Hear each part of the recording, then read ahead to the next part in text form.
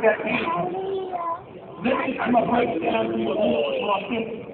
That means that everybody that is a part of my staff and my faculty are people who hold PhDs, but since I was there are people who were told that they came from nothing and they would never be nothing.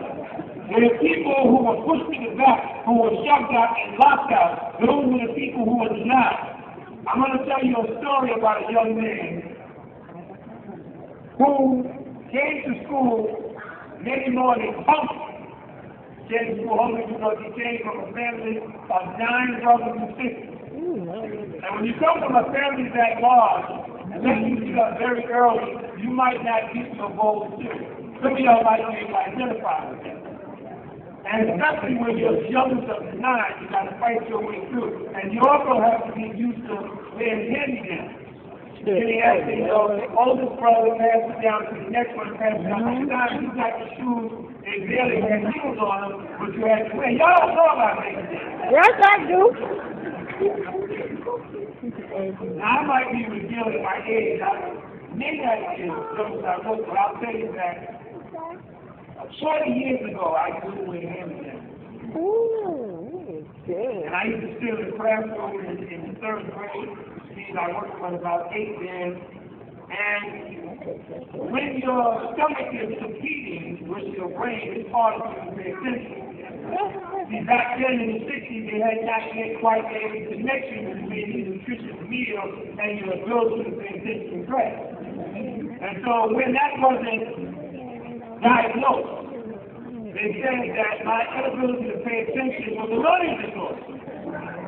They wanted to put me in special ed, but Grandma said, no, I'm not going to do it. And refused to do it. Next thing, they didn't recognize that I was a bright kid. I believe I was bright, and the scores that you take now say that. They didn't recognize that my intellectual growth was occurring much faster than my physical development behavior. And so when that happens, you get bored because you're not being stimulated, so you do things. And when I did those things, he said, see, not only does he have a learning disorder, but he's depressed. And he's encouraging.